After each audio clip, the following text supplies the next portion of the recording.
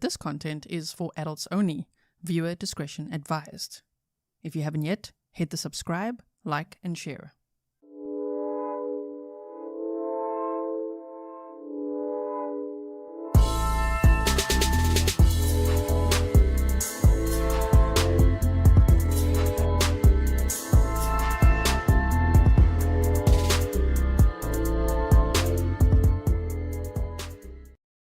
Hello everyone and welcome back to another live stream with me, Grizzly K. This is Grizzly True Crime.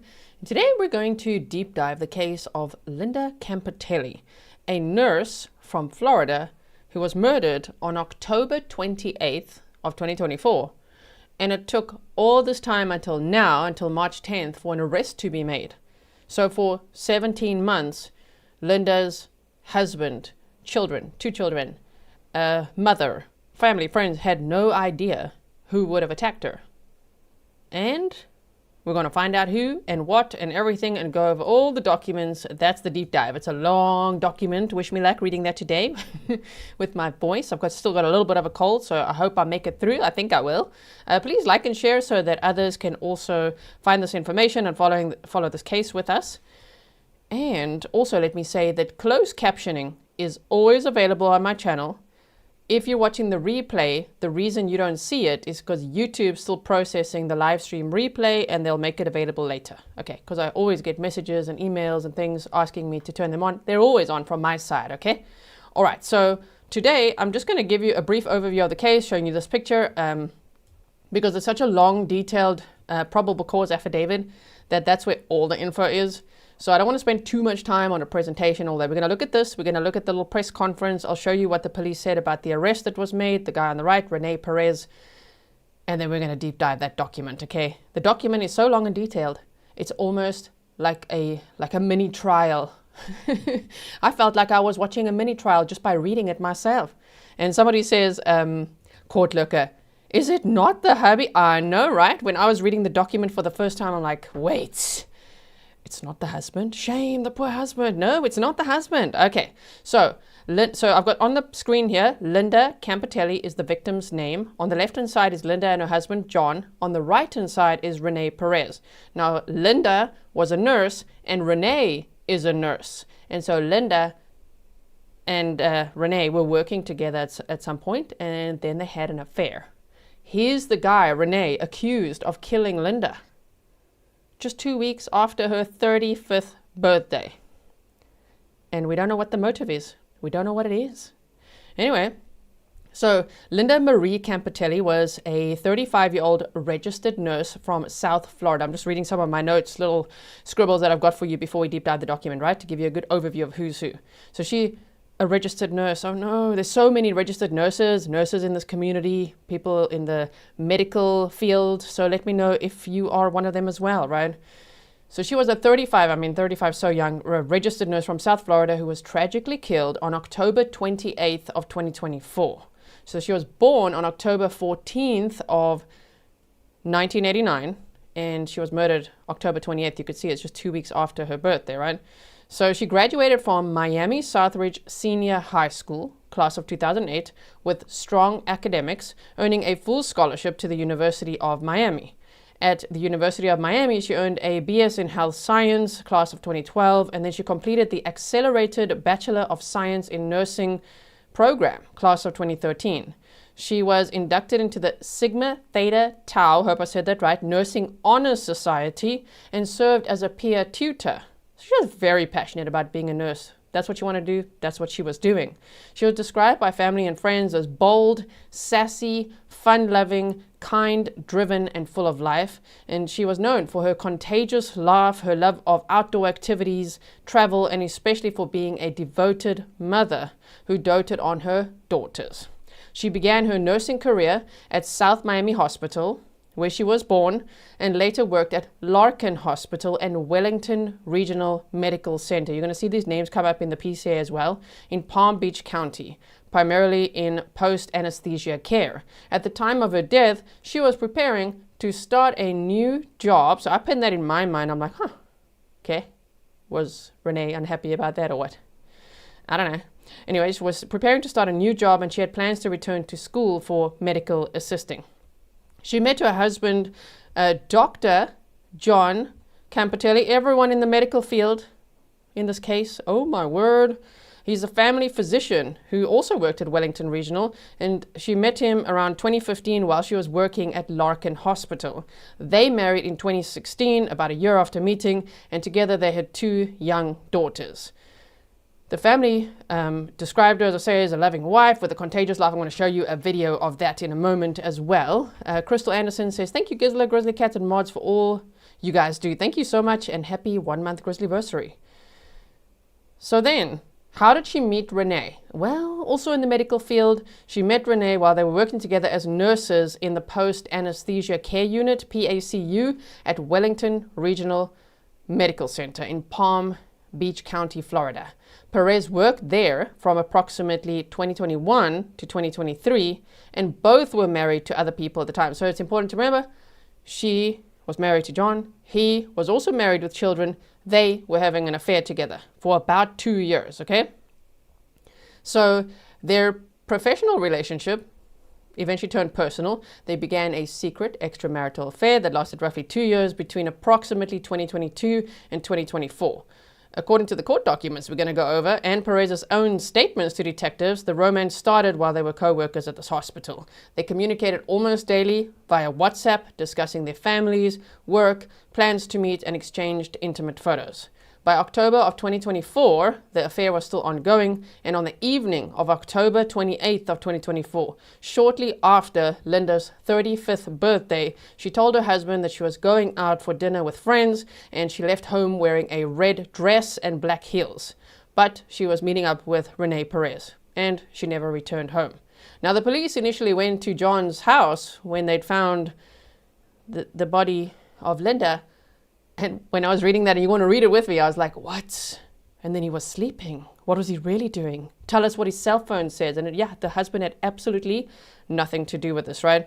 So I'm going to now leave it there because we're going to get into the documents. All you need to know is that this guy, Rene Perez, was just recently arrested, as in March 10th. So it took all this time. And I wonder if he thought that he's getting away with it. Like, dude, he did all sorts of things according to the documents. And sir, Uncle Google's gonna get you. Or you know what's gonna get you? Digital forensic evidence. Oh, those cell phone extractions. And he had multiple cell phones. Oh my, sir, they got you good, even though it took 17 months, you know? So the Palm Beach County Sheriff's Office said, suspect arrested for the murder of Linda Campitelli. The investigation into the death of Linda Campitelli, which took place back in October 28th of 2024, was determined to be a homicide. Through further investigative efforts, detectives identified Rene J. Perez, 38, as the suspect. An arrest warrant was obtained, and on March 10th of 2026, Perez was located in Miami and taken into custody. Was he at work? Oh my goodness. This is also Florida, which means sunshine state laws, which means maybe eventually we'll see the body cam of the arrest. Maybe we'll hear the 911 calls that were made by others, passers-by that saw Linda on the side of the road. And maybe we'll also see his police interviews if he spoke to them. He did. It seems so from the documents. So I love that. We'll be putting on in public records requests, right? Jez, me, thank you for being a member for 12 months. Happy 1-year Grizzlyversary. So it says he was transported to Palm Beach County Jail, where he has been booked on charges of first-degree murder with a deadly weapon and tampering with physical evidence in connection with Linda Campitelli's death. Perez is scheduled to appear for his first appearance on Wednesday, March 11th of 2026, which means he has already, right? Also, I wanted to show you this one. When they said she was wearing that night a red dress and black heels, I found this picture. I don't think this is the exact outfit she was wearing, but she may have been dressed something like this. Here she's wearing a red dress and black heels. She's looking absolutely stunning. And yeah, she told her husband she was going out to dinner with friends, right? Okay. Bella's mom said, can't get away from digital footprints. I know, right? Oh my word. And surveillance cameras. I mean, we're going to read it all. Melissa Loves True Crime said, justice for Linda. I'm happy he's been arrested finally. I can't imagine how this must have felt for Linda's parents, family, friends, husband, right? Oh my goodness. Thanks for being a member for 30 months, Melissa. That's amazing. Thank you so much. Okay, so now I want to quickly show you. This is from Linda's obituary page, which I'm going to link for you, where the family has a whole write-up about her. Shame. But I just want to show you this little video clip because they say it just shows, you know, her character and how fun she was. Let me just quickly see if this... Wait, I need to put the sound on for you. Here we go. Shame. You're favorite. You put it out. Oh, you were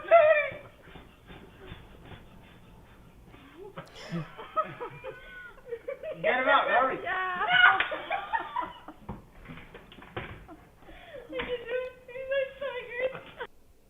Shame. And then they've got lots of photos on here as well of Linda, and they've got a whole write-up here about it too. So I'm going to link this for you.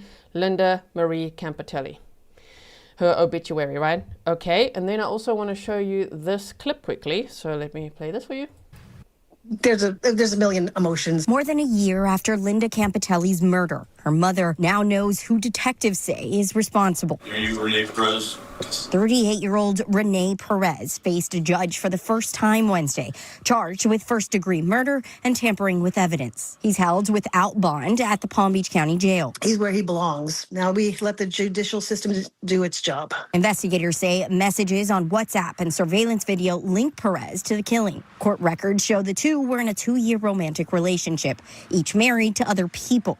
Investigators say they used to work together and met the night of her death for a belated birthday celebration. Cameras captured Campitelli's SUV at a Wellington medical building. Detectives believe that's where Perez attacked her, then moved her body to the side of Lyons Road next to her car where she was found. An autopsy showed blunt force trauma to her head and torso. And there was one specific key piece of evidence that just had not been identified until recently. Detectives say the investigation included more than 50 search warrants and hundreds of hours of cell phone data. Campitelli leaves behind a husband and 2 children. Her mother says they're doing well. Now she hopes she's remembered for her kindness. Was she perfect? No, sure not. None of us are, but she was good. She helped people whenever she could, all the time. Perez is expected back in court next month. At the end of the day, he made a choice, allegedly, and we all have to deal with that now. Cassandra Garcia. Shame, that's her mom. And even her mom says, right? Was she perfect? No, none of us are. And I do want to remind us of that because a lot of times in cases like this, people absolutely clutch their pearls and like, how dare she have an affair? And then they go for the victim blaming. Nobody's in support of affairs. Affairs can be incredibly dangerous, as we know, right? From all the cases that we talk about. But please, let's not victim blame, right? Victims do not have to be perfect, okay? Nonetheless, nobody deserves to die. So there was actually this clip from before they made an arrest where Linda's mom, shame, and she was speaking to the media and in just such distress of what could have happened to her daughter. No one had a clue. There's a million emotions. I'm obviously always sad, but there's a sense of closure. Linda's mother says she wants her daughter to be remembered for her heart, helping those around her, and being the most amazing daughter. Shame, exactly. Okay, so now I also want to show you this quick little press conference that they had after they made that arrest. And this is what they posted to the police Facebook page. Okay, wait, so let me take this. There you go. Our detectives from the Violent Crimes Division were able to establish the suspect and obtain an arrest warrant for him and bring him to justice. Just to show you that we keep working cases no matter how old they are. We all know there's no statute of limitation on homicide, so all our cold cases, including recent cases of yesterday or 50 years ago, we're going to work them. With that, I have Captain Michael out from the Violent Crimes Division is going to provide you some updates on this arrest and how it came about. Thank you. Michael. Hello, I am Captain Michael, M-I-C-H-A-E-L, O-T-T. I'm the captain of the Violent Crimes Division. And as the colonel said, and as you saw from the Christy Luna case, there is, with information from the community, there's nothing we won't do. We dug up and excavated an entire yard in this case, dug up a concrete pad in the backyard. There's nothing that we won't do with the information you give us and track it down. And there are no limits on time. An example of that is the case in the arrest yesterday of Rene Perez. I know a lot of people have asked about that, so I'm going to read a quick statement about that arrest from yesterday. On October 18, 24, at about 10:20 p.m., the Sheriff's Office started receiving several 911 calls about a female in the roadway in the 6000 block of Lyons Road in western Lake Worth Boynton area. That's going to be on Lyons Road between Lantana Road and High Paluxo. Callers called 911 and said there was an unresponsive female laying in the roadway near a white Chevy Tahoe. The caller indicated that she was there on Lyons Road. Deputies and fire rescue were immediately dispatched to the scene and were there in minutes. Sadly, when the deputies and fire rescue advised, they found Miss Linda Campitelli there, and she was deceased on scene. Detectives from the Sheriff's Office Homicide Unit and forensic investigators from the Palm Beach County Medical Examiner's Office responded to the scene along with the Sheriff's Office crime scene, and they were there. We had to shut down the road for a period of time. They were there for an extended period of time. Their initial findings were that Mrs. Campitelli's injuries were consistent with blunt force trauma. She was then transported to the Palm Beach County Medical Examiner's Office, where a forensic examination was done. And along with that examination and the Sheriff's Office information that we had, the case was ruled a homicide. Detectives began working on that case in October 2024 and haven't stopped. But during the course of that investigation that culminated yesterday, they conducted comprehensive video canvasses, interviewed countless witnesses, collected numerous pieces of forensic evidence throughout the investigation, authored more than 50 search warrants in reference to this case, and analyzed hundreds and hundreds of hours of cell phone data and did analytical work on all the cell phones that are involved. Through the course of that investigation, detectives came in contact and identified Mr. Rene, R-E-N-E, Perez, P-E-R-E-Z, as a potential suspect in this case. This past week, through the investigation, on Monday, an arrest warrant was signed by a Palm Beach County judge charging Mr. Perez with first-degree murder and tampering with evidence. On Tuesday, he was taken into custody by our federal partners at the United States Marshal Service in Miami. He was transported to the Palm Beach County Jail, where he is now housed here. As soon as he was arrested, detectives met with and spoke with the Campitelli family, informing them of the arrest. And I just want to highlight, again, the number of hours and teamwork that went into this case and led to this. And ultimately, just like with the Christy Luna case, though not every case, unfortunately, will be successful and will be able to make an arrest, we're never going to stop. This team will never stop working these open homicide investigations. With this case, luckily we have an arrest. So that was the little press conference that they had. And also, before we dive into the document, if we just look at when this Rene Perez is going to be in court, he's charged with first-degree murder and tampering with evidence.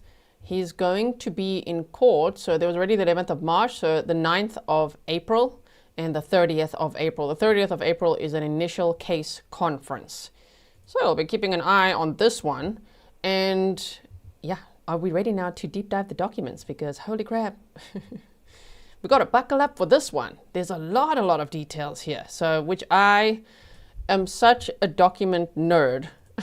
I get so excited when documents are so detailed, you know, when these probable cause affidavits, as we know, sometimes like in, you know, the D. Warner case, the Dale Warner PCA was one line, as in one sentence, literally. Just like, wait, what? So when you contact the courts and you request all these things and you're like, oh my word, you know, we got the PCA, and then it's like one sentence, like what the hell is that? This one is 26 pages long. Some of them towards the end are pictures at least.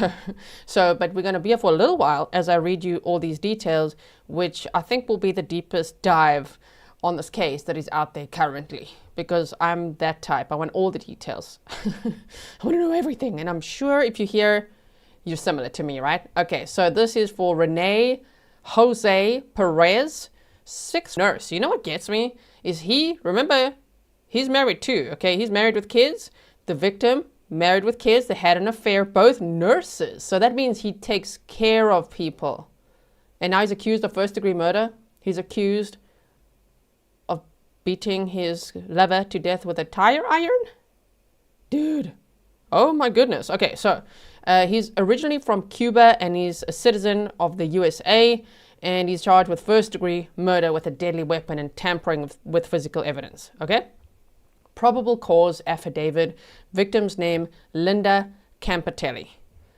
There's a picture, okay, of him. Thank you to, like Barbara Jean, thank you so much for saying, please don't victim blame. That's not the Grizzly way. Keep it Grizzly. Definitely don't victim blame. Please don't do that. That is just unacceptable. We don't victim blame over here, okay? Lots of people have affairs. Again, I'm not saying I'm in support of affairs, but it does not mean that anybody deserves to die, to be murdered, anything like that. This is a murder case. So that's the bigger problem. The big problem in this case is that this guy is accused of murdering a woman he claimed to love, a woman he lured out there that night, saying he has a special birthday surprise for her. Oh my goodness, did he plan that? A special birthday surprise? Oh my goodness. Okay, so this is Rene Perez. I just want to make sure people can hear me, right? Other people can. There's an issue sometimes with some devices, am I right? There you go. There you go. Okay. Can you two please sort that problem out? It's been years now. No, they really need to fix that. Okay. So it says Rene Perez at respectively 10:18 p.m. and 10:21 p.m. Monday, October 28th of 2024, Palm Beach County Sheriff's Office road patrol deputies were dispatched to, I just redacted the number there, even though it's public record, to comply with YouTube's community guidelines.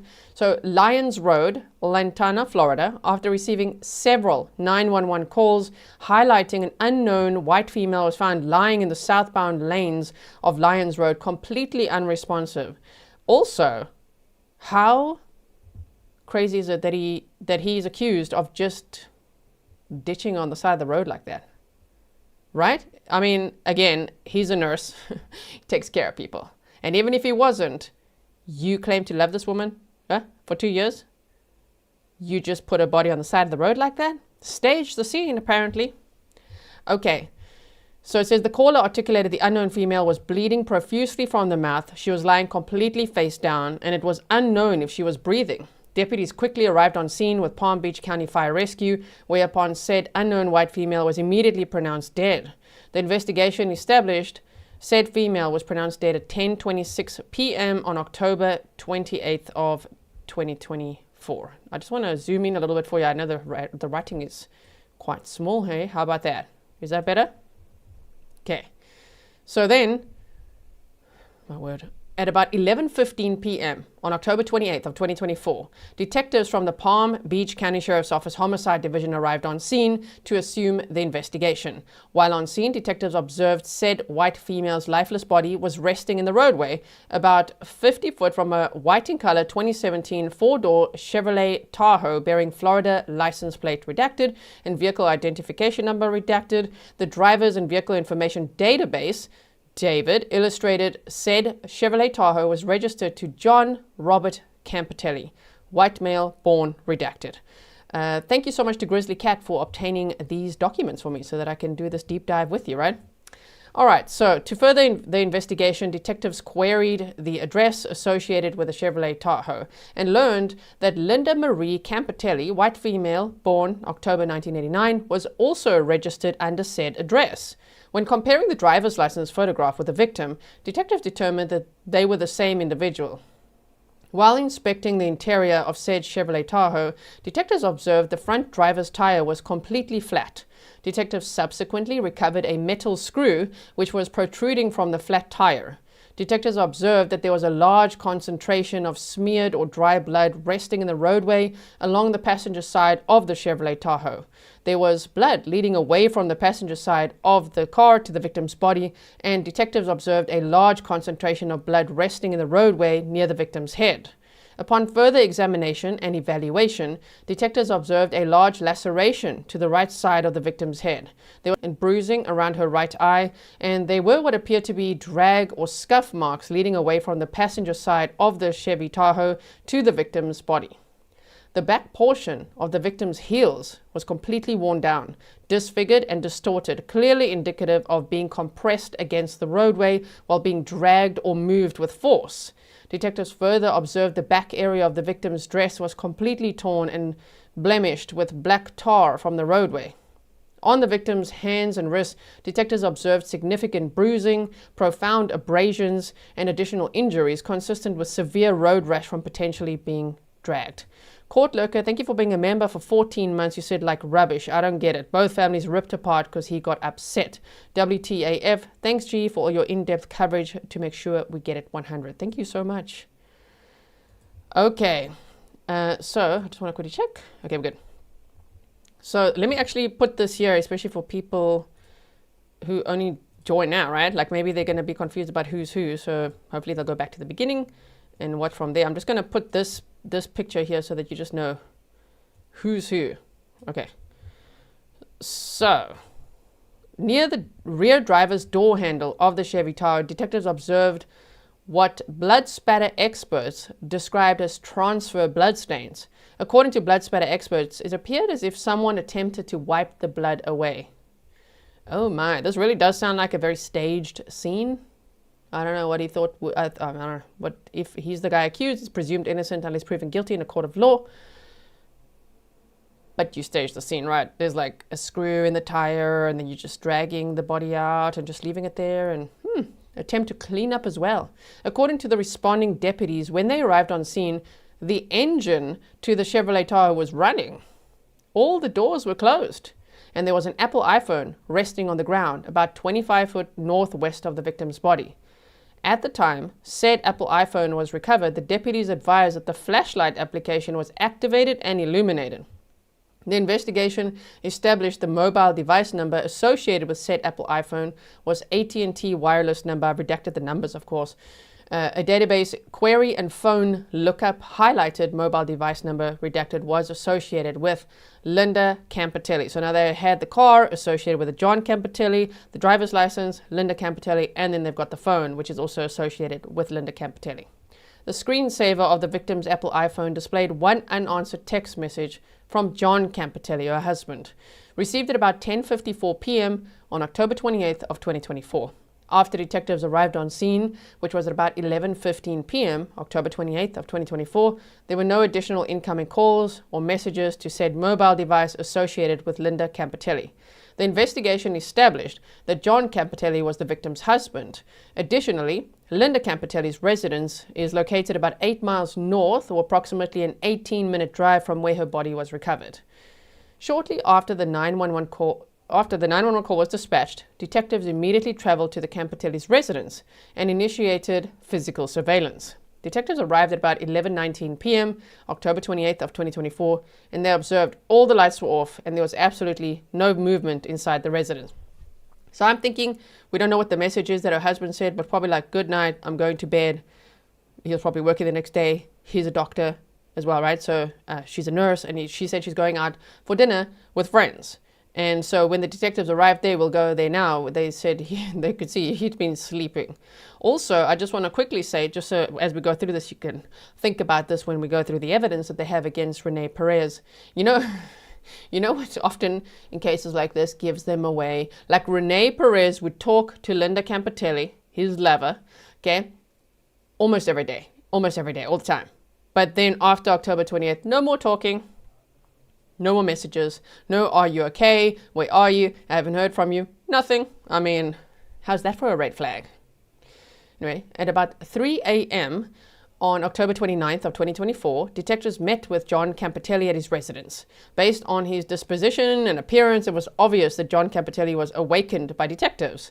During a recorded interview, John Campitelli stated that his wife, Linda Campitelli, left the residence between 7:30 and 8 p.m. on October 28th of 2024. Before leaving, Linda Campitelli told John Campitelli that she was going out to have dinner with friends. When she left the residence, John Campitelli said that Linda was dressed in a red dress and black heels. When deputies located Linda Campitelli, she was dressed in the same attire. Pursuant to a lawful search warrant, at 4:43 p.m. on October 29th of 2024, detectives received the official records from AT&T Wireless for mobile device number that was Linda's number. Also, to assist with the investigation, detectives exported surveillance footage from the cameras affixed to the guard gate that leads to and from Linda Campitelli's development. Consistent with information provided by John Campitelli, surveillance cameras captured the aforesaid Chevrolet Tahoe exiting the Stonehaven development at about 7:23 p.m., October 28th of 2024. The mobile device records established at 7:23 p.m., October 28th of 2024, mobile device number, Linda's phone, completes a 96-second outbound call to the mobile device associated with her husband, John Campitelli. For the reader, the words geolocation data and historical cell site location information will be used interchangeably. After exiting the Stonehaven development, the geolocation data highlights mobile device number, Linda's phone, travels north, then southwest, and for the next 2.5 hours is operating in the same approximate geographic area. At about 11:10 p.m., October 30th of 2024, detectives received information from the Palm Beach County Medical Examiner's office that Linda Campitelli's death was ruled a homicide, resulting from blunt force trauma to the head and torso. Below is a listing of the pathologist's findings. Now, I'm not going to read all of this because it gets really graphic. You can pause to read. It's all the injuries that Linda Campitelli had from blunt force trauma. You know, large skull fracture, brain contusions, on her scalp a 1-inch deep penetrating injury, as you could see. There were also rib fractures, oh my goodness, resulting in a lacerated, contused lung, as you could see. Oh my goodness, small contusions around the knees and post-mortem drag marks on the skin. All right. Narrative continuation. On or about October 29th of 2024, the next day, right? Continuing through October 30th of 2024, while interviewing two of Linda Campitelli's closest friends, detectives learned that she was possibly having an extramarital affair with an individual who was identified as Rene Perez, white male, born redacted, but born 1987. Pursuant to a lawful search warrant on November 1st of 2024, detectives from the Digital Forensics Unit, in they go, were able to successfully generate a forensic extraction report from Linda Campitelli's Apple iPhone. While reviewing the messaging history, detectives learned that Linda was still involved with Rene Perez. They communicated on almost a daily basis through the WhatsApp application. WhatsApp, officially WhatsApp Messenger, is an instant messaging and voice over VoIP service owned by technology conglomerate Meta. It allows users to send text, voice messages, and video messages, make voice and video calls, and share images, documents, user locations, and other content. WhatsApp's client application runs on mobile devices and can be accessed from computers. Additionally, WhatsApp has end-to-end encryption, which allows customers to communicate surreptitiously.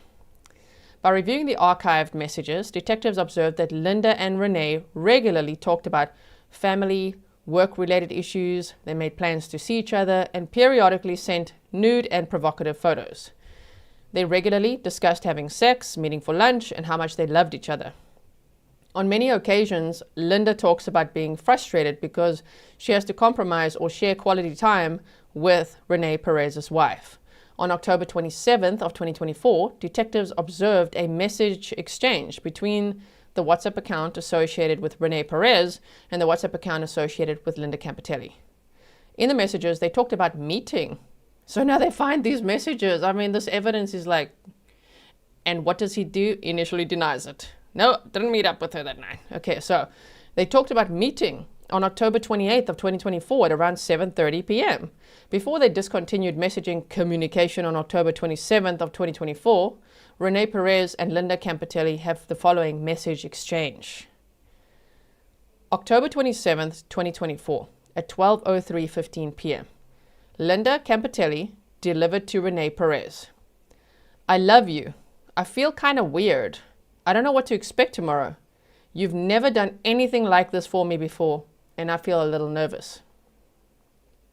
Unfortunately, the little nervous, it was like a gut instinct in hindsight. Hindsight's 2020, but you know what I mean? Linda was a little nervous about this, like, what is he doing? He's never done this for me before.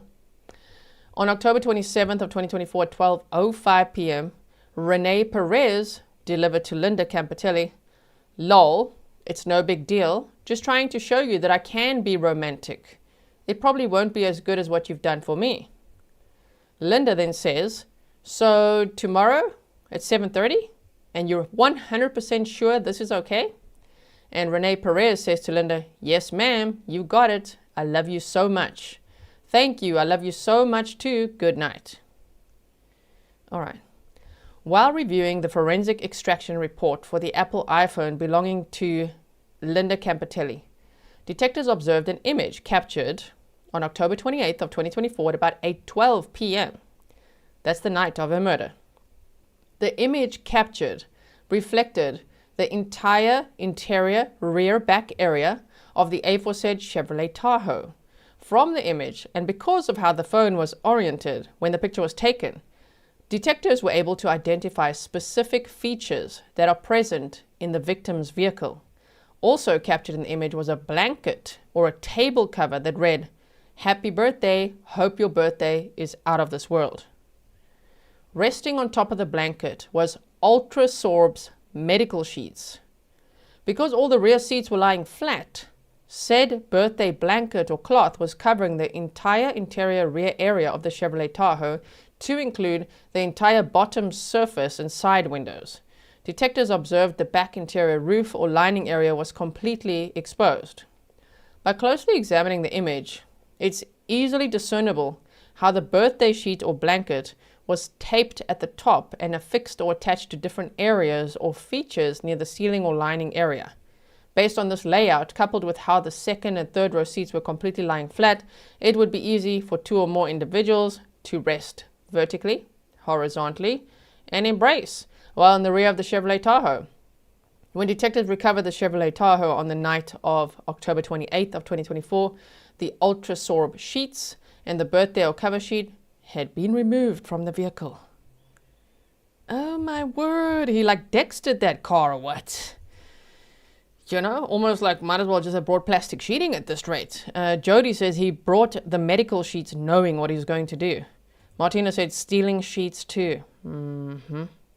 Yes. Court Locus says Linda did not ask for this. Linda did nothing to deserve this. Linda is the victim. Absolutely. Okay. Quickly, Shona said he was trying to fake that she'd been changing her tire. That too, right? This whole what sounds like the staging of the scene was that he was trying to fake that she had probably left wherever they were going to meet up, although he told police initially they didn't meet up. He actually cancelled. And they're like, no, you didn't. You know, we have data, dude. Okay? It's not matching what you say. We're getting to that. But it does seem like he wanted to make it look like, oh my goodness, she had a flat tire. And then she got out with her phone with a flashlight illuminated, and then she must have gotten attacked, hey? Yeah, okay, dude. So it says actual image from the rear of the Chevrolet Tahoe. Unfortunately, we can't see much here. We can't see too much here, right? It's black and white image. Maybe at some point we can see some of these exhibits. Okay, let me have a quick sip of water. Hold on.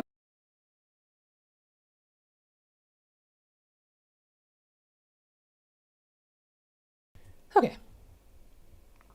While executing a lawful search warrant at Rene Perez's residence, detectives discovered the exact same medical Ultrasorb sheets.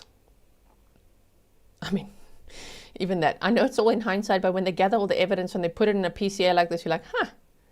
So you had, I know it's a nurse, but so you had those sheets at your house. Okay. You did so much, got rid of phones and everything. But you had the sheets at your house. During the execution of a search warrant at Del Rey Medical Center, that's where he worked, Rene Perez's place of work, detectives learned from the staff that Rene Perez has access to said Ultrasorb sheets. These Ultrasorb sheets are used by the medical staff to assist patients through moisture management, skin protection, and odor control. The location data associated with the image highlighted when the picture was taken, the phone was resting at this latitude and longitude.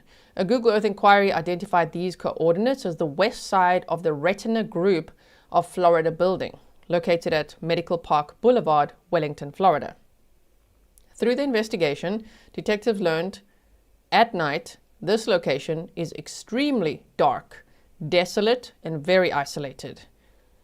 There is essentially no vehicle or pedestrian traffic. To verify this information, detectives actually drove to the physical location of the latitude and longitude and identified the building, the parking area, trees, parking markers, and stop sign, all captured in said image.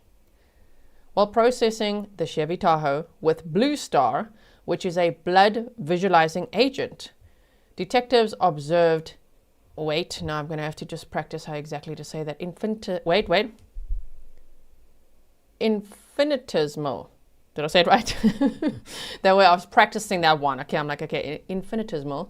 And erratically scattered amounts of a substance that field tested positive for blood throughout the interior of the Chevrolet Tahoe.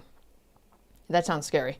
After reviewing and analyzing the images from the Chevrolet Tahoe, blood spatter experts concluded the following.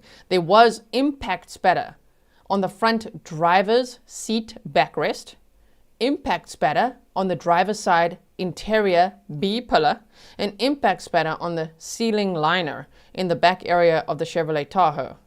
Blood spatter experts identified the blood drops leading away from the Chevrolet Tahoe as passive blood drop stains that support the victim being dragged post-mortem from the Chevrolet Tahoe to the final resting location. Also, detectives observed that blood had permeated the speakers on the rear interior passenger side of the Chevy Tahoe. According to the blood spatter experts, the blood present on top of the speakers and inside is indicative of someone bleeding profusely, or something saturated with a large concentration of blood resting against the speakers while being transported. The blood spatter experts further added the large concentration of blood resting in the roadway along the rear passenger side of the Chevy Tahoe is clear transfer. Based on its disposition, blood spatter experts articulated the blood on the ground potentially originated from the victim or a large object like a sheet or a towel that was blemished or saturated with blood. During the interior search of the Chevy Tahoe, I'm just saying Chevy because to say Chevrolet Tahoe every time it's just belong here. The Chevy Tahoe, crime scene investigators located the victim's Apple Watch. This is a weird detail, okay, resting near the center console cup holder area. The said watch was blemished with blood on both sides, and it appears that the victim's watch was taken off her wrist after the victim was violently attacked and injured. Why would he do that, right? Okay, threw away some other things, but put the watch in the center console. Okay then, maybe he thought he's being smart, so they wouldn't be able to tell exactly when she died. Okay, so the investigation established the blood spatter evidence is clearly indicative of a struggle or a violent episode occurring inside the Chevy Tahoe. Additionally, the blood evidence is further indicative of someone being severely injured and transported inside the car. Subsequent DNA analysis confirmed that the blood located at the scene on the ground and the blood from the interior and exterior of the Chevy Tahoe belonged to Linda Campitelli. Through the investigation, detectives learned at the time of the incident, Rene Perez was employed by Delray Medical Center in Delray Beach, Florida. Before working at Delray Medical Center, detectives learned through interviews that Rene previously worked at this Medical Park Boulevard. Okay, so he changed jobs and phones. We can gather through this document later. To further the investigation, detectives procured vehicle access or entrance information and video surveillance evidence from Rene Perez community. In October of 2024, Rene Perez lived in the Fields community, more specifically around Pedigree Circle, Lake Worth, Florida. So it just sounds to me like he moved and changed jobs and got a new phone, which we're getting to. According to the daily security log and surveillance footage, Rene Perez, white in color Honda Accord, didn't arrive home until about 12:26 a.m. on October 29th of 2024. Remember, he met up with Linda, even though he denies it at first, on October 28th of 2024. So he doesn't arrive home until after midnight, 12:26 a.m., October 29th of 2024. This would be about 2.5 hours after the victim's body was discovered. On or about November 6th of 2024, detectives received the mobile device records from AT&T Wireless for the mobile device associated with Linda's husband, John Campitelli. A review of the mobile device records for the phone associated with John Campitelli illustrated on October 28th of 2024, beginning at about 7:23 p.m., continuing through about 3 a.m. on October 29th of 2024, when he met with detectives. John Campitelli's mobile device was communicating with cell sites and sectors consistent with operating at or in the same approximate geographic area as his residence. John Campitelli's mobile device specifically had interactions with the AT&T wireless network on October 28th at 10:15 p.m. and 10:33 p.m. During these interactions, the historical cell site location information illustrated his mobile device was communicating with cell sites in sectors consistent with operating at or in the same approximate geographic area as his residence. So now you're going to hear a lot of the cell phone data evidence. We're on page 8 out of 26, just so that you know. And yeah, this is gonna get him. You know what's also scary when you read all this is that, of course, they looked at the husband first too, right? Shane, the poor husband, must have been really stressed. Like, wait, what? First had to find out that his wife was found dead on the side of the road. Then had to find out about an affair. Then was looked into. So at least it sounds like, because this was already on November 6th, they were able to rule him out pretty quickly, it sounds like. At about 12:03 p.m. on November 8th of 2024, detectives initiated a video recorded interview with Rene Perez. You see, every time they say video recorded interview, my brain is like public records request because it's Florida. Now, he was only arrested, Rene Perez, right on March 10th of 2026. So it's still early days, but you know, the Grizzly Cat and I are going to be knocking on Florida's doors. Excuse me, hello, you said there on page 8 of 26, you said detectives initiated a video recorded interview with Rene Perez. We'd like to see that.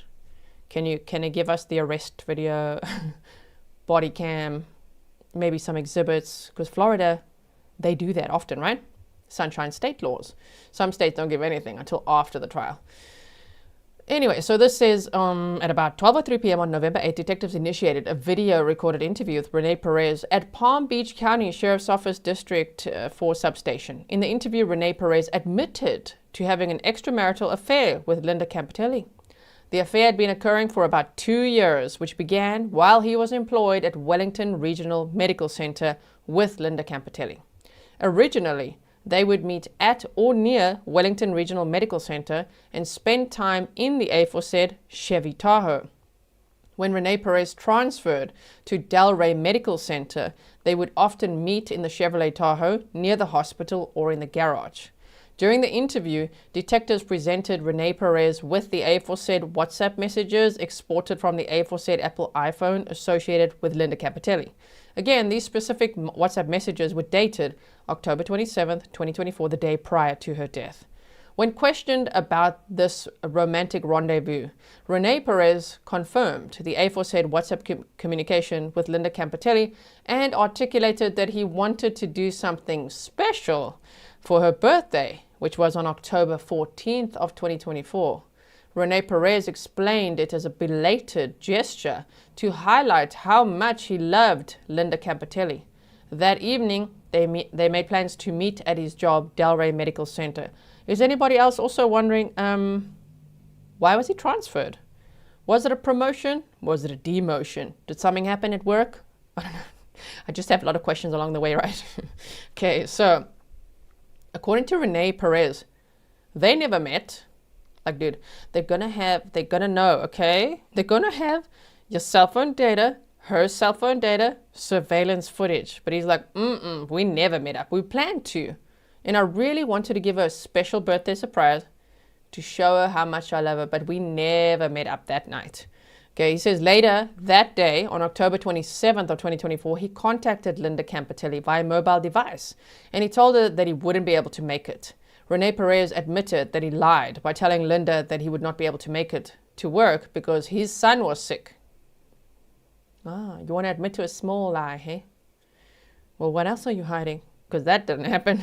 However, the following day, he did attend work at Delray Medical Center, which is scary too. If he's the guy who's accused of murdering his lover of 2 years, okay?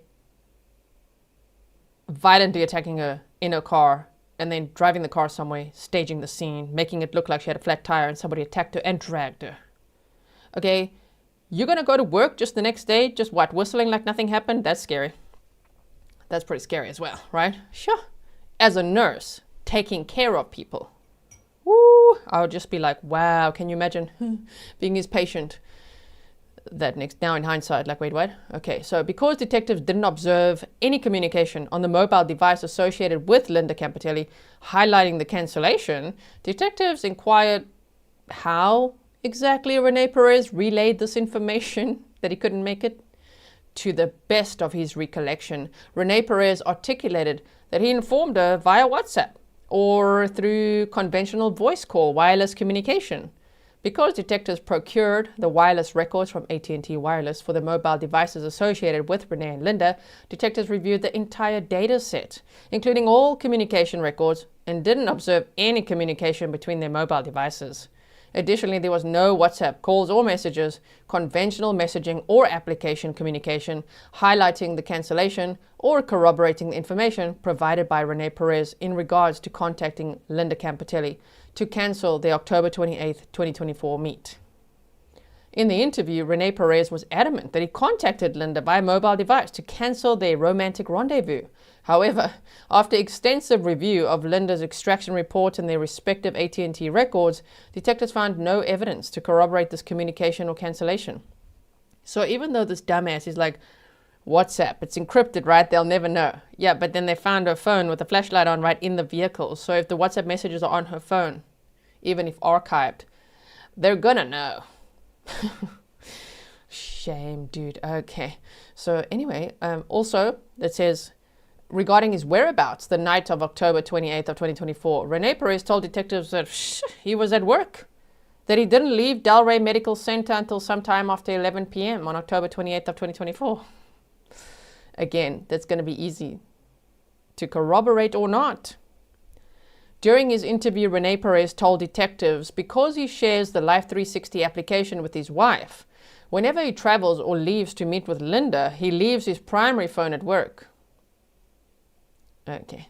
With the Life 360 application, it's easy for his wife to track his whereabouts or movements. To stay in communication with his job, Rene Perez advised that he has a second phone, which is paired with his primary phone.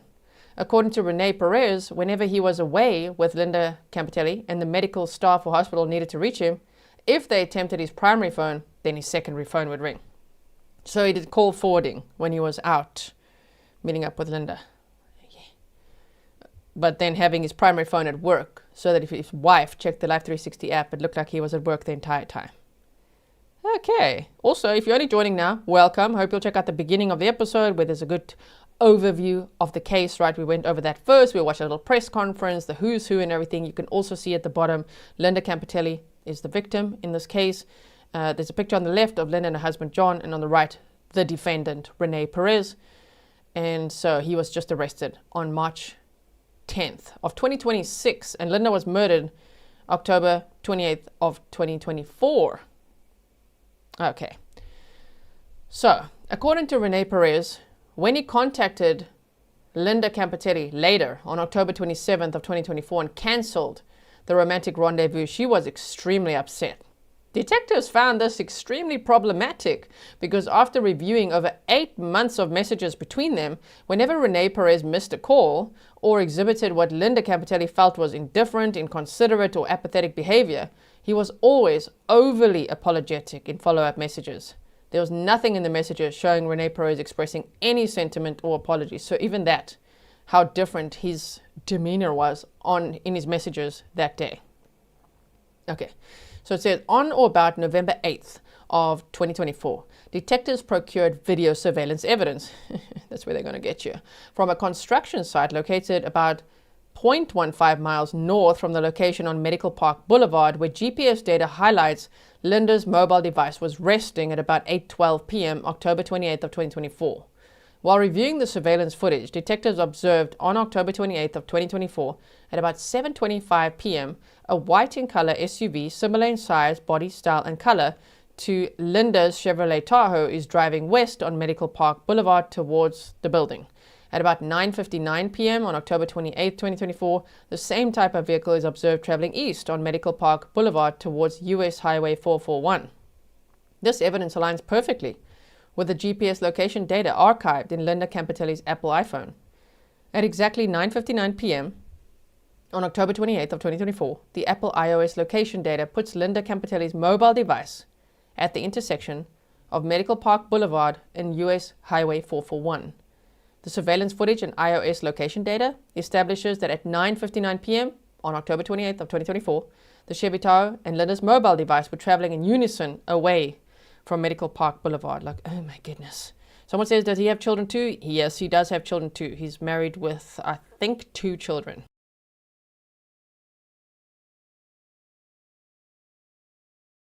Okay. Wu-Tang Alex said, if this goes to trial and we get to celebrate, I know, right? Can you imagine the Google searches?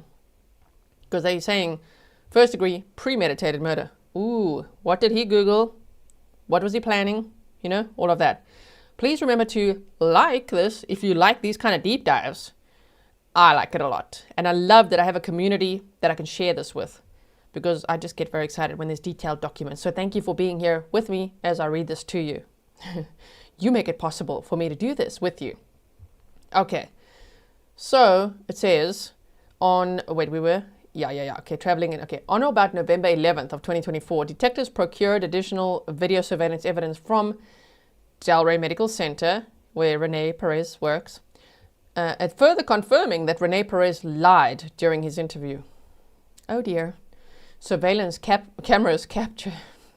Like, did he think they're not going to have surveillance cameras capturing him? He's like, I was at work the whole night, until about 11 p.m. And they're like, let's go find some of that, you know? At least they could, eh? At least they could find it from when they needed it, from the night of October 28th of 2024. So it says, further confirming he lied. Surveillance cameras capture Rene Perez as he clocks out and leaves work. Ooh, what a lie. He said he was there till 11, hey? At about 6:24 p.m.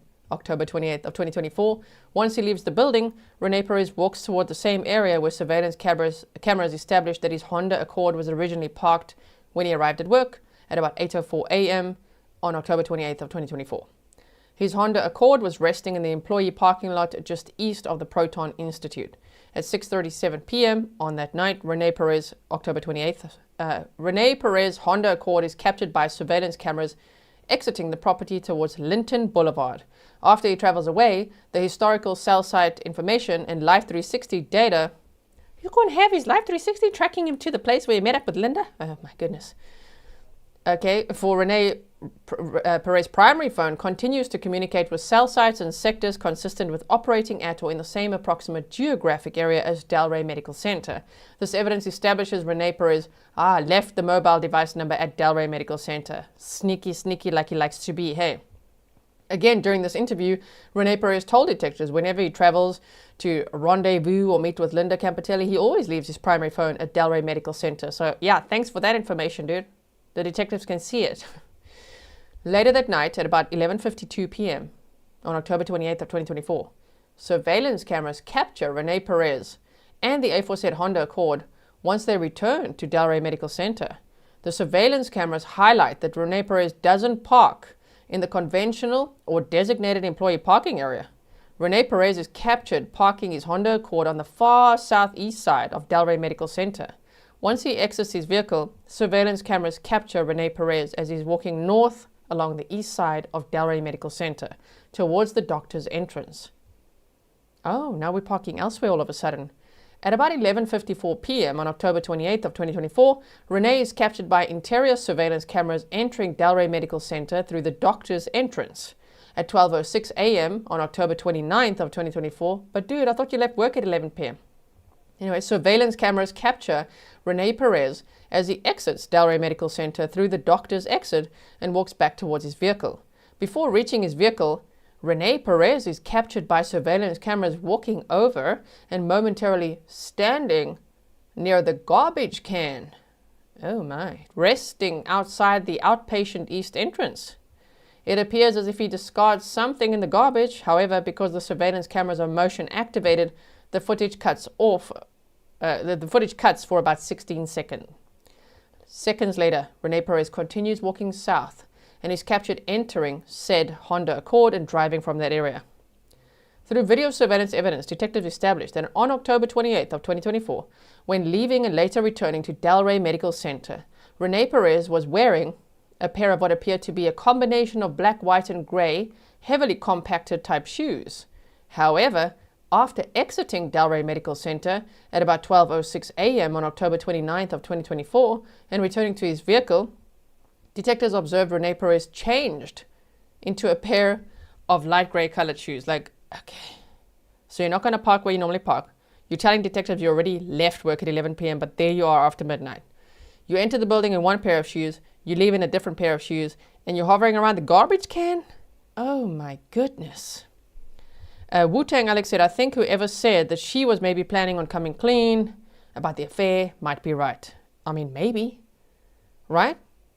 Maybe Linda was like, let's make this happen. Let's be together. And he was like, hell no. I don't know. We don't know what his motive was. He's presumed innocent unless proven guilty in a court of law, right? But he's the suspect. He's the defendant now. We don't know why he did this. We can only know what they tell us here in this detailed PCA. So it says, also while subsequently searching Rene Perez's work locker, his home, and sister's residence in Miami, Florida, detectives never located the shoes that Rene Perez returned to Delray Medical Center wearing the night of October 28th of 2024. So I would think he put the shoes in the garbage, right? Probably. That and what else? Maybe that happy birthday blanket. The ultra sorbs as well. Pursuant to a lawful search warrant, detectives made contact with Rene Perez on November 14th of 2024 to seize his Samsung Galaxy S23 mobile device. The Samsung S23 was associated with mobile device number redacted when detectives encountered him at Polo Road and Blazer Road near his residence and executed the search warrant. Rene Perez provided detectives with an entirely different mobile device.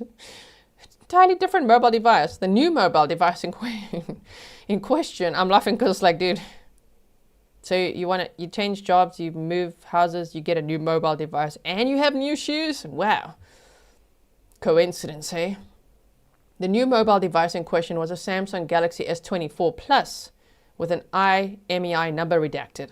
When questioned about his old phone, Rene Perez told detectives that he lost the phone a few days prior to November 13th of 2024. Through historical cell site location information and video surveillance evidence, detectives established that Rene Perez was lying. Oh man, I do love it in those police interviews.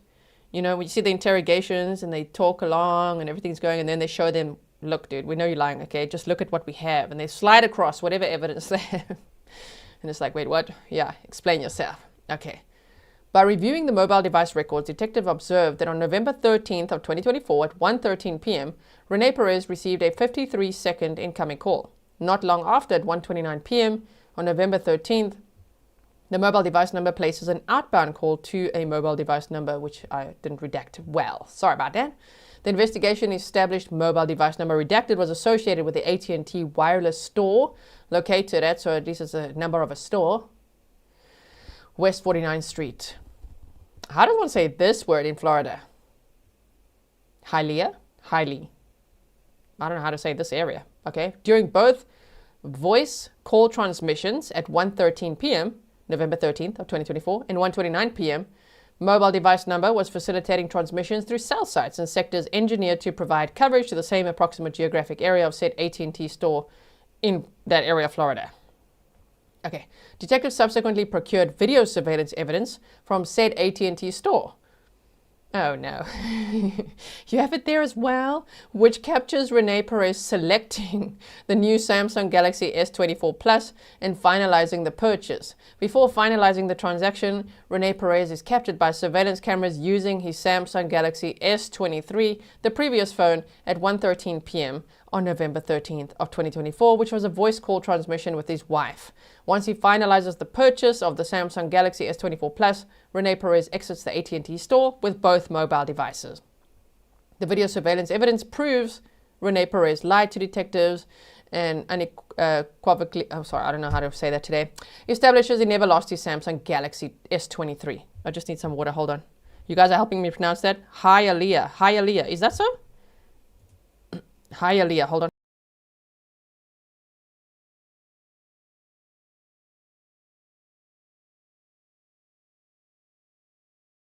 We can do this. I knew today would be a challenge. Let's choose the longest document of all time to read when my voice is a little shaky, because that's a great idea. I do love documents though. That's how much I love documents and reading them to you. Kathleen said, lost double factory reset always happens at the most inconvenient times. Oh my. C. Mark Hodges said, that's a suburb of Miami. I know, it's just difficult to say. Hialeah. Thank you so much. Look there. Hialeah. Nice. Thank you so much for helping me there. You guys, okay, I pronounced it perfectly, says Abraham. Thank you so much. A+ for me. Hi, Aaliyah. All right. So yeah, the dude walks in with one S23, walks out with 2 phones, you know. I don't know why. I just keep imagining him whistling. Look at me go, got a new phone. And he's like to the detective, I lost it. Okay. Basically, Rene Perez purchased a new phone and maintained the same mobile device number. What I redacted there is like a dumbass. No, I'm just kidding. It doesn't say that. It's just the number, okay? Digital forensics detectives later successfully forensically extracted Rene Perez's Samsung Galaxy S24 Plus, the new phone. Detectives observed Linda's mobile device number was saved under his contacts. However, of the 262,620 WhatsApp messages archived on the mobile device, holy crap, dude. That's a lot of messages. What? Okay, not? Okay, archived on the mobile device, there was no communication observed with said mobile device associated with Linda Campitelli. Linda Campitelli's forensic extraction report highlighted, beginning June 5th of 2024 through October 27th of 2024, there were 10,525 communications between their respective mobile devices. This evidence is indicative of Rene Perez deleting or purposely not transferring any of the WhatsApp communication with Linda Campitelli. Okay, so on or about November 13th of 2024, detectives procured a lawful search warrant for Rene Perez's Honda Accord in Palm Beach County, Florida. The following day, November 14th of 2024, detectives located the said Honda Accord at Rene Perez's sister's residence in Miami, Florida. With the assistance of Miami-Dade detectives, Palm Beach County Sheriff's Office detectives procured a search warrant for the said Honda Accord and had it towed back to the Palm Beach County Sheriff's Office crime scene garage. While executing the search warrant on said Honda Accord on November 16th of 2024, detectives recovered the AT&T bag and box for the new Samsung Galaxy S24 purchased by Rene Perez on November 13th. The AT&T bag and Samsung box was located in the trunk of the Honda Accord. The Samsung Galaxy S23 model phone was not located in the vehicle. On or about November 19th of 2024, pursuant to a lawful search warrant, detectives received the results for the infotainment system connected to Rene Perez's Honda Accord. While reviewing the Burla extraction report, detectives uncovered additional evidence, oh my, that highlights Rene Perez lied when he told detectives during his interview he didn't leave work until sometime after 11 p.m. on October 28th of 2024. Like he thought they're not going to know? That they're not going to get that? Okay, so it says, according to the odometer readings, beginning at about 11:19 p.m., October 28th of 2024, the night that Linda was murdered, said Honda Accord recorded 57,415 miles. However, at 11:52 on October 28th, the odometer associated with the Honda Accord recorded 57,435 miles. Essentially, in this 33-minute time period, on October 28th of 2024, the Honda Accord traveled about 20 miles.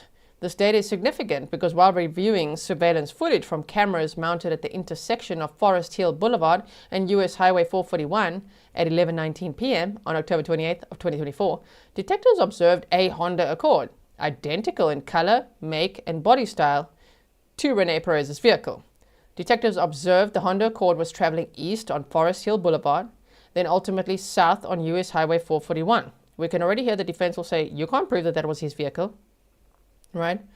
The intersection of Forest Hill Boulevard and US Highway 441 is, went too high up, is located about 0.35 miles south of the Medical Park Boulevard. Furthermore, according to mapping coordinates, they're going to show us lots of map time at this trial, hey? When traveling in a vehicle from Forest Hill Boulevard and US Highway 441, specifically taking US Highway 441 route to Delray Medical Center, is about 33 minutes or 20-mile drive. Again, as articulated earlier, the night of October 28th of 2024, detectives have video surveillance evidence that captures Rene Perez and said Honda Accord arriving at Delray Medical Center at 11:52 p.m. This evidence is indicative of Rene Perez Honda Accord being present at Forest Hill Boulevard and US Highway 441 at about 11:19 p.m. on October 28th of 2024, and then traveling south and arriving at Delray Medical Center at 11:52 p.m. So the distance matches how he would have traveled, how far, right? Okay, from where Linda was left and him going back to work. After arriving at Delray Medical Center, the Burla extraction report highlights the Honda Accord was stationary and powered off for about 15 minutes, whereupon at about 12:07 a.m. on October 29th of 2024, the Honda Accord becomes active. When the vehicle initially starts and begins driving, the odometer reading is 57,436 miles. However, once the vehicle stops at 12:28, when he goes home, it's 57,453 miles. Essentially, on October 29th of 2024, beginning at 12:07 a.m., continuing through 12:28 a.m., the Honda Accord traveled 17 miles. The investigation established that the drive from Delray Medical Center to Rene Perez's residence, Pedigree Circle, is about 17 miles. 26-minute drive via the Florida Turnpike. The geolocation data for the mobile device associated with Rene Perez highlights, based on distance travel, time, the approximate areas of operation after leaving Delray Medical Center at 12:07 a.m. on October 29th of 2024, the mobile device number travels west on Linton Boulevard, north on Jog Road, west on Atlantic Avenue, ultimately north on the Florida Turnpike. They got him from multiple angles, from the phone to the car to the video surveillance and everything.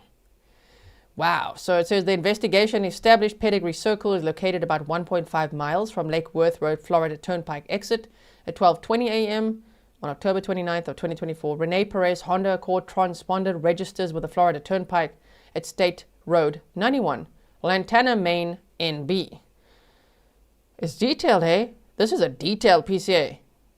How long have we been here? Damn, we're going to be here for a while. I'm telling you, we're on page 12. The last few pages are pictures, so. At about 9:08 p.m. on January 14th of 2026, detectives received the results from AT&T Wireless for mobile device number redacted. The investigation established that AT&T Wireless number is a prepaid phone associated with Rene Perez. During his interview, Rene Perez never disclosed this mobile device to detectives. Oh, so you have a burner phone as well. He identified his only secondary phone as an Android phone provided to him by Linda Campitelli. After receiving the mobile device records, detectives began the analysis by reviewing the subscriber data associated with that mobile device number. Per the subscriber data, mobile device number was associated with Cricket Wireless, and it was officially activated on August 29th of 2024. Okay, Linda died October 28th. August, September, October, so 2 months before. For the investigation, the mobile device records for that number were requested beginning August 1st of 2024, continuing through November 1st of 2024.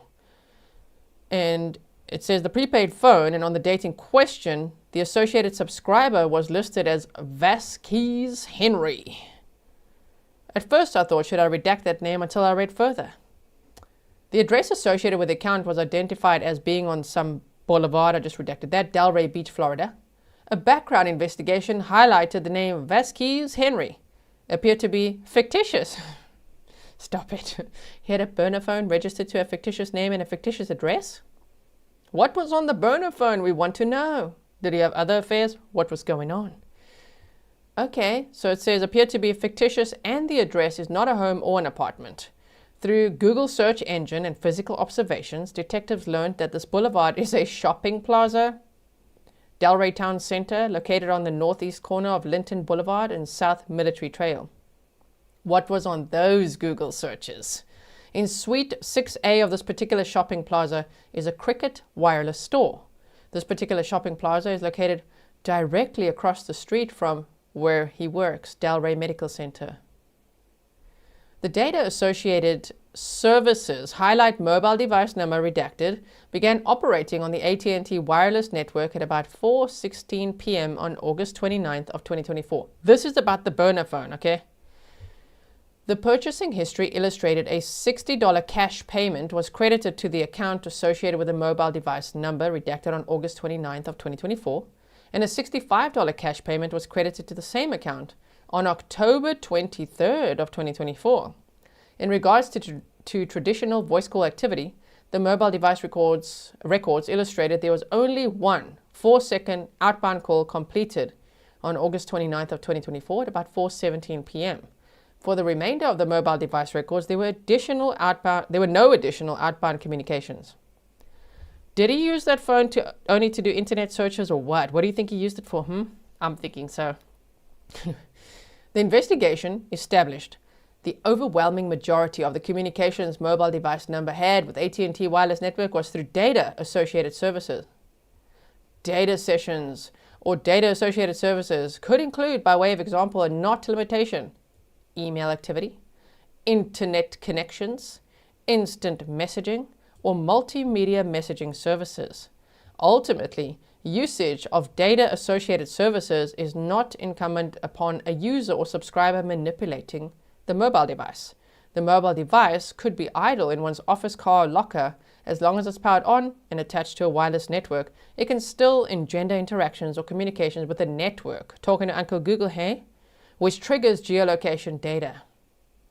At the time of said wireless transmission on August 29th of 2024 at 4:17 p.m., the historical cell site location information established mobile device number burner phone was communicating with cell site sectors consistent with operating at or in the same approximate geographic area as this boulevard. Additionally, the same cell sites and sectors engineered to provide coverage to Delray Medical Center. On the date and around the time that this burner phone was activated, Rene Perez's work schedule and keycard activations verified that he was working that day at the Delray Medical Center. In fact, Rene Perez's keycard registers an activation at the employee entrance or exit at about 4:25 p.m. The evidence establishes that Rene Perez entered Delray Medical Center minutes after said prepaid phone was activated. That day, August 29th of 2024, Rene Perez was scheduled to work beginning 9 a.m., continuing through 9:30 p.m. The geolocation data illustrates when mobile device number was active on the AT&T wireless network on the following dates. August 29th, this is all 2024. August 30th, September 1st, September 3rd, September 4th, 5th, 10th, 11th, 12th, 13th, 16th. That's all September there.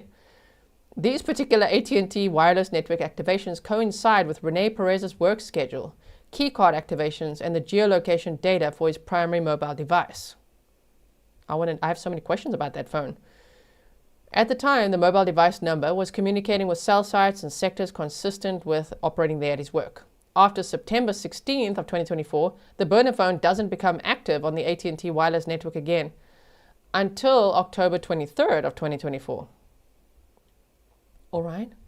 When mobile device number is active on the AT&T wireless network on October 23rd, 24th, 25th, 26th, the days leading up to Linda's murder, these particular AT&T wireless network activations coincide with Rene Perez's work schedule, keycard activations, and the geolocation data for his primary mobile device, AT&T wireless number redacted. At the time, mobile device number, burner phone, was communicating with cell sites and sectors consistent with his work, all solidifying his presence at Delray Medical Center on the respective dates.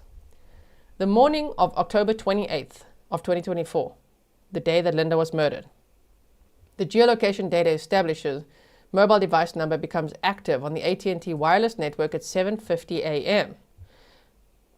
Okay, the burner phone. Because of the transponder affixed to Rene Perez's Honda Accord, detectives established that he took the Florida Turnpike to work. Turnpike data establishes at 7:42 a.m. on October 28th of 2024, Rene Perez's car transponder registers an activation at State Road, Lantana, Maine southbound. When the burner phone becomes active on AT&T wireless network at 7:50 a.m., detectives observed the historical cell site location information parallels the movements for mobile device number redacted. The Live 360 GPS data and historical cell site location for those mobile numbers, the two of them, primary, burner phone, illustrate beginning at about 7:50 a.m. on the day that Linda was murdered. She was murdered that evening. Both mobile devices are traveling in unison by operating in the same approximate geographic areas. The historical cell site location information highlights both phones begin traveling in unison after Rene Perez exits the Florida Turnpike and continues east on West Atlantic Avenue. The geolocation data establishes mobile device number that one and that one both arrive uniformly at or in the same approximate geographic area of Delray Medical Center at 8:01 a.m. October 28th of 2024. Let me see what you guys are saying quickly. Kelly Smith said, I believe Florida had good law enforcement and detective departments, right? She-Bear says, pro tip, if your brain is too tired to process, just watch Grizzly's eyebrows. If those brows are going up, it means that sentence was important. It means busted. I know it's extremely detailed. I love the details so much. I mean, I've read this. This is the third time I'm reading this document now. So I want to read it again. I don't mind. And I really like reading it to you. So it's just so great to see just how thorough this investigation has been. And that it took 17 months, sorry, I almost knocked my glass over, 17 months to arrest this guy.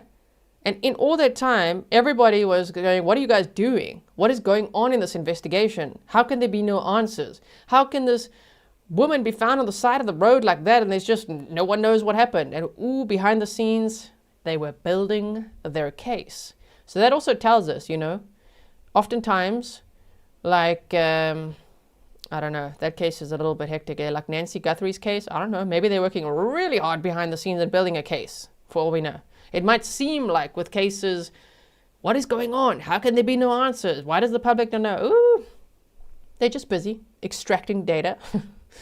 You know, can't speak for that case, but this case, that's what they were doing.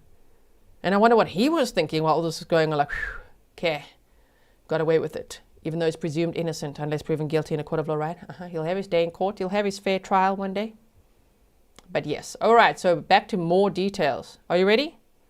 Ready for more? Ready for more deep dive details, right? Okay. So, throughout October 28th of 2024, when mobile device number was active in the AT&T wireless network, all interactions were with cell site sectors consistent with operating around his work. However, when the investigation established through video surveillance evidence, Rene Perez left Delray Medical Center at 6:24 p.m. on October 28th and began driving out the parking lot at about 6:37 p.m. The geolocation data for mobile device number also highlights at about the same time, mobile device number redacted is also traveling in unison away from the approximate geographic area of Delray Medical Center, northwest towards US Highway 441 from the approximate geographic area of West Atlantic Avenue and US Highway 441. The historical site location information highlights, based on distance traveled, time, areas of operation, the burner phone continues traveling north on US Highway 441. I wonder if he tried to call Linda's phone with that number. If he was like trying to frame Vasquez Henry. You know what I mean? Like making up a Jim McIntyre, like Nicholas Casotis did. Imagine. On or about October 28th of 2024, beginning at 7:04 p.m. and he said he's going to meet Linda at 7:30, right? Continuing through about 7:06 p.m. is when the historical cell site location information for mobile device number redacted highlights the phone began communicating with cell sites and sectors consistent with operating at or in the same area as Medical Park Boulevard, where he was meeting up with Linda. By reviewing surveillance footage procured from the Wellington Regional Medical Center, specifically the external emergency room cameras, detectives observed at about 7:06 p.m. on October 28th of 2024, the evening Linda was murdered, a white four-door sedan, identical in body style and features to Rene Perez's Honda Accord, is captured driving north along the Western Access Road, resting on the property of Wellington Regional Medical Center. This particular access road leads directly to Medical Park Boulevard. According to Google Earth, Medical Park Boulevard is located about 0.15 miles directly north from the location where said white sedan was captured by surveillance cameras. In many instances, on October 28th of 2024, excuse me, we're trying to highlight this date, hello, between 7:30 p.m. and 10 p.m., when the murder occurred in that time frame, when AT&T wireless mobile device numbers, Rene Perez and Linda Campitelli, are active on the AT&T wireless network, both mobile devices are simultaneously communicating with the same cell sites and sectors. Ooh, good luck explaining that away. Clearly indicative of both mobile devices operating at the same location or in the same approximate geographic area. You're going to place your phone and Linda's phone in the same place and pretend you didn't meet up with her? In fact, at 8:12 p.m. on October 28th of 2024, when said image was captured on Linda Campitelli's mobile device, the historical cell site location information establishes at 8:11 p.m. and 8:12 p.m. are using the same site and sectors, which clearly establishes these phones are at the same location or operating in the same approximate geographic area. So, Rene, get on the stand and tell us, explain that away. Why is your phone in the same area? Why'd you say you didn't meet up with Linda? Huh? You said you cancelled, right? Okay. So now they show these pictures, which you can't really see. This reminds me of when we looked at the PCA against Brian Koberger. Remember, it was also like looking at some of those maps initially. What's going on here? So Rene Perez's prepaid phone, pink. Oh, he's got a pink prepaid phone operating at or in the same approximate geographic area as Delray Medical Center. So they're now showing the pictures, which thank goodness for my voice. Pictures take up space. We're on page 17 out of 26. We're getting there. Also consistent with the movements for the said Chevrolet Tahoe, that's Linda's car, that's captured by surveillance cameras traveling south on US Highway 441 through Forest Hill Boulevard intersection beginning at about 10 p.m. on October 28th of 2024. The historical cell site location information highlights mobile device numbers Rene Perez and Linda Campitelli are both traveling in unison, with the said Chevrolet Tahoe about 8.5 miles southbound on US Highway 441 to Lantana Road. After reaching Lantana Road, the geolocation data continues to parallel the movements of said Chevrolet Tahoe as the vehicle continues traveling east and then ultimately south on Lyons Road to the area where Linda's body was found on Lyons Road. You got to take your phone along? Well, according to the geolocation data for mobile device number, on or about October 28th between 10:10 p.m. and 10:49 p.m. when active on the AT&T wireless network, mobile device number is communicating with cell sites and sectors consistent with operating at or in the same approximate geographic area as Lyons Road, which they're calling the body dump location, which just sounds horrible. Got to take your phone along. Wow, okay. Somebody says, wait. Abraham said he cancelled and never contacted her again, right? I mean, they're gonna know. Did he think he could just Control-Alt-Delete the whole affair? They're gonna know, which is why right off the bat he's like, yep, we had an affair for about 2 years. And then you never contacted her again after that date? Where she was found on the side of the road, brutally murdered? You never asked if she's okay? Didn't try to call her? Interesting. So here again, they're showing pictures, which we can't see, just of everything that we've just read and explained, right? Narrative continuation, as you can see. Okay. Off we go. Loving this. Now we're on page 21. Shortly thereafter, around 10:50 p.m. on that night, mobile device number based on distance traveled and time, coupled with the interactions with specific cell sites and sectors, begins traveling north on US Highway 441, back to the same approximate geographic area of Medical Park Boulevard. Shortly thereafter, on October 28th of 2024, between 11:16 p.m. and 11:19 p.m., consistent with the surveillance footage that captures a vehicle identical to Rene Perez, the Honda Accord, driving from the area of Medical Park Boulevard to Forest Hill Boulevard, then ultimately make a right turn, continue south on Highway 441, and then he went home eventually, right? Need some water quickly, hold on.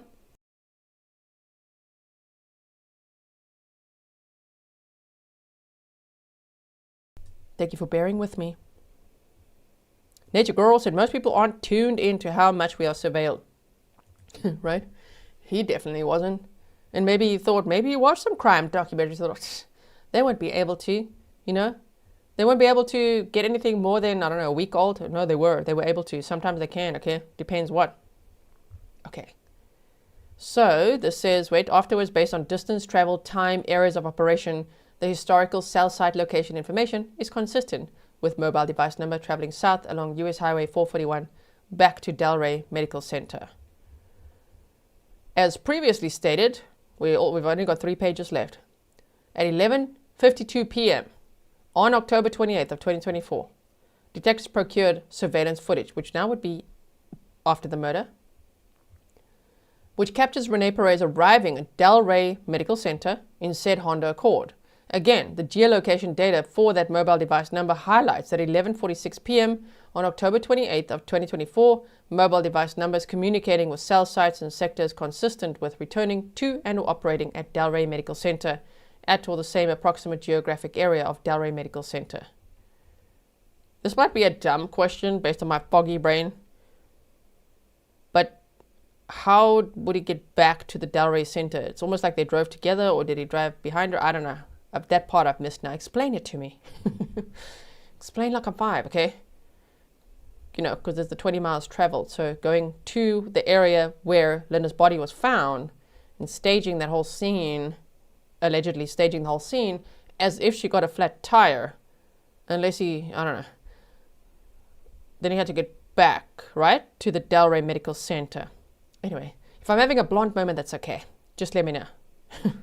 The following morning at about 8:23 a.m. on October 29th, so the following morning, this guy, I can't believe he went to work the whole day before and then again to work the next day, and in between he's accused of committing murder.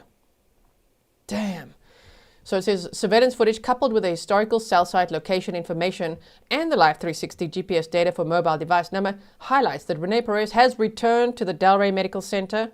Once inside, he uses his key card to access the men's locker room. And about 8:24 a.m., Rene Perez is captured by surveillance cameras exiting the locker room with a mobile device in his left hand.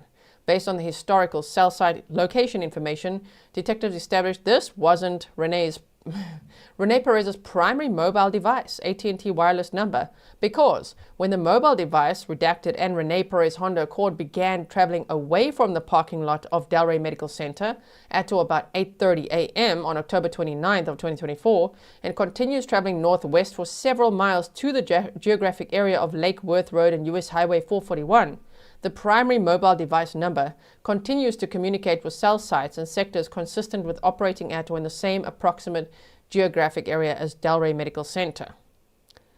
All right, essentially this evidence solidifies that morning Rene Perez left mobile device number at Delray Medical Center. That reminds me of that, you remember that dentist, Dr. Michael McKee, the Tepe murders case? I've covered that. There's a playlist for it if you want to check it out. He left his phone at work overnight. That's what he's accused of. Leaving the phone, his primary phone at work, and then traveling to allegedly commit the murders of Monique Spencer Tepe, and then traveling back, and then his phone was at work the whole time, right? But then there was like surveillance footage and flock cameras and everything in that case as well. Anyway, if you haven't checked out that case, do check it out. Wow. Okay, so this says, essentially, this evidence solidifies that morning, yes, he left the phone, at the primary phone at Delray Medical Center, and instead possessed mobile device number redacted as he traveled about 10 miles away northwest into unincorporated Lake Worth, Florida. Per the historical cell site location information, on October 29th of 2024, beginning at about 9:12 a.m., based on distance traveled, time, and areas of operation, mobile device number travels from the area of Lake Worth Road and US Highway 441, south along US Highway 441, back towards Delray Medical Center.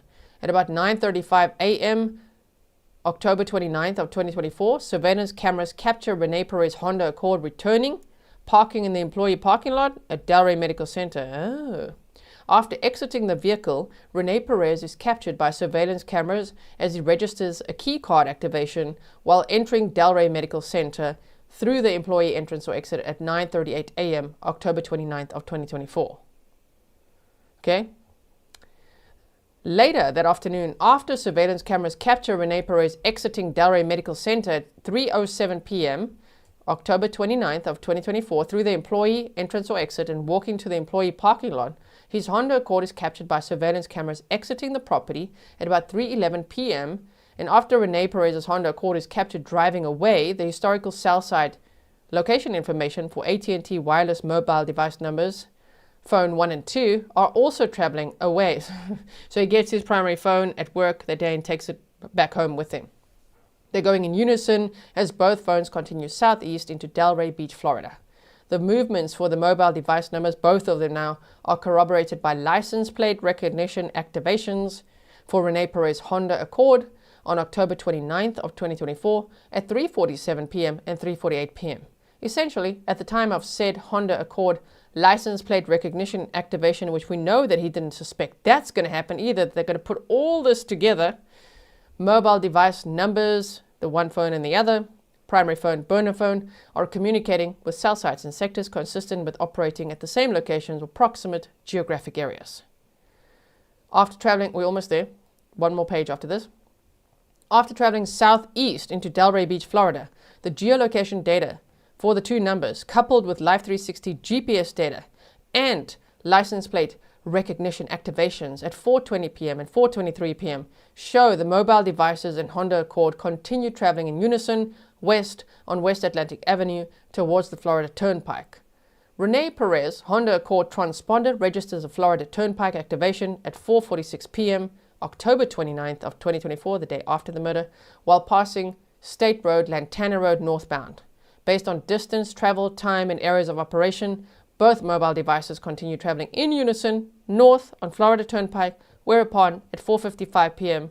on that day, those two mobile device numbers are communicating with the same cell site sectors consistent with operating in the same areas as his residence around Pedigree Circle, Green Acres, Florida. The parallels and uniformity in movements between mobile device numbers 1 and 2, coupled with the Life 360 GPS data, Florida Turnpike transponder activation for his Honda Accord, and license plate recognition activations, is additional evidence that I can't say that word today. I can usually say that word, can't say it today.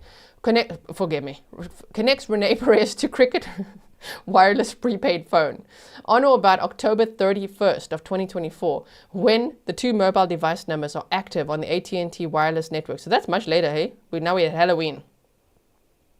October 31st, October 28th, 29, now we're on the 31st. The two numbers active on the AT&T wireless network begin at 9:11 a.m. The historical cell site location information highlights both mobile devices are communicating. Why does he need the both? What is he doing now with both? Did he have another affair? Or what was he still doing with a burner phone? Seeing as the affair is now ended, do you know what I mean? Okay, so it says, highlights that both mobile devices are communicating with cell sites and sectors consistent with operating in the same area as his residence. Afterwards, on October 31st, beginning at about 9:12 a.m., continuing through 9:20 a.m., when the two numbers are active on the network, they are at his residence. Shortly thereafter, on October 31st, beginning at 9:18 a.m., continuing through 9:20 a.m., both devices are interacting with the same cell sites again in the same area.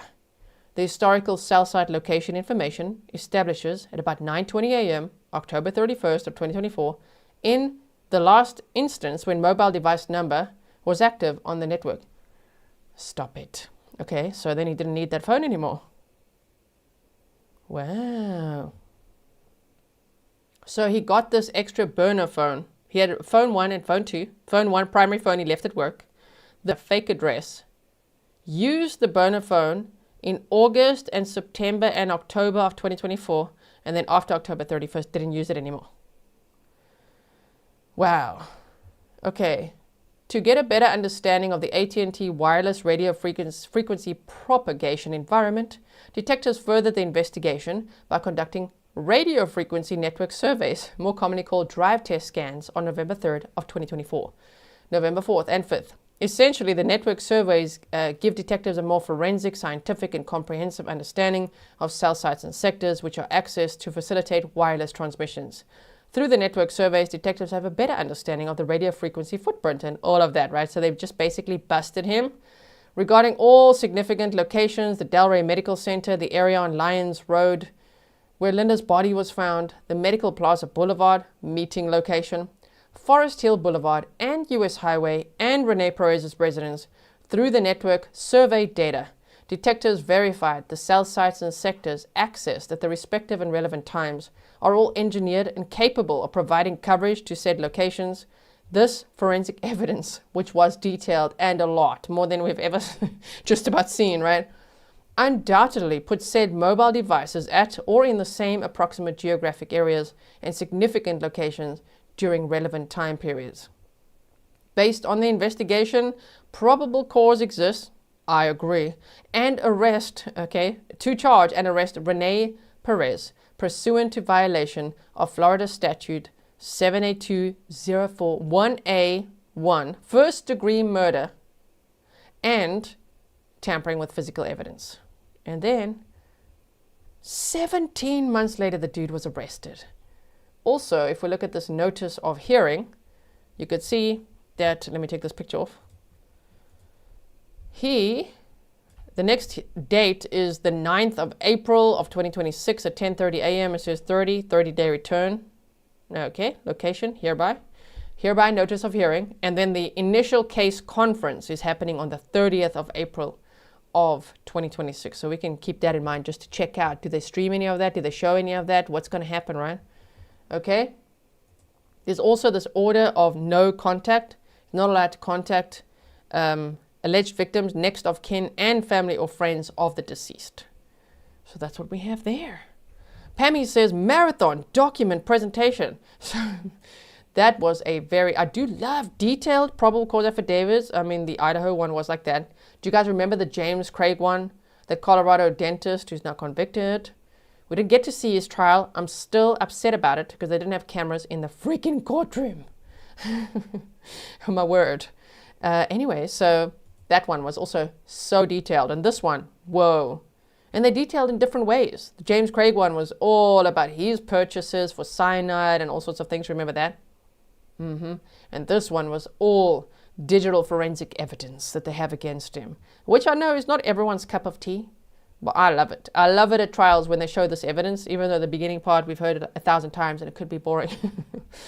Get to what they did on those phones. Tell us again how they thought they were so smart. They got a burner phone. This guy got a burner phone, you say? He registered in a fake name. Vasquez Henry. And the address he registered to was a shopping plaza? Really? Across from his work. Ah. And then he stopped using it after October 31st. Interesting. Like, I cannot wait until they put that all together. Remember the Letitia Stout trial? With the timeline guy, Kevin Clark. Whew, that was a timeline, hey? After that, that was my first trial ever watched with you guys. I don't know, I just always get so excited for the timeline guys. And we know in this case, there's going to be a timeline person. Guy, lady, I don't know, a timeline person that's going to do such a deep dive, hopefully a presentation to put this all together and show his movements. Honda Accord, this phone, that phone, Linda's phone, everything. They're going to get him, right? And I'm sure there's going to be so much more. This is only probable cause, just enough to arrest him. So, thank you so much for listening to all of that with me. Really appreciate it. And I will certainly, I'll keep you posted on this case, number one. Sending so much love to Linda's family and friends. This is absolutely devastating and they've been suffering for so long, wanting answers. What happened to her? Who would do this to her and why? How could someone leave her on the side of the road like that? Yeah, 17 months later. So I'm so glad there was an arrest made and now the wheels of justice start turning. So thank you so much, everyone, for being here with me. I really appreciate it. Please like and share and leave your comments below because I can't read a document like that and read all your comments. So I'd love to read. I want to hear what your thoughts are. So leave me some comments after the live stream is finished if you're watching live with me. Papa Bear said, thanks, G, and all take good care. Thank you so much, Papa Bear. It's always nice to see you as well. Pixie Dust said, great job, G. I enjoy when you read the Grizzlies, all of the documents. Don't we just love it? Right? Freaking nerds. We love it so much. Lalisa Gomez said, thank you for reading to us. All right, everyone. Have a wonderful evening, whatever time it is for you. Karen said, no map time, not right now. There's too many specific details that YouTube will not like. Then it's, so no map time right now. But I'll work on it to make it a little bit more vague. All right, everyone. Stay safe. See you in the next one.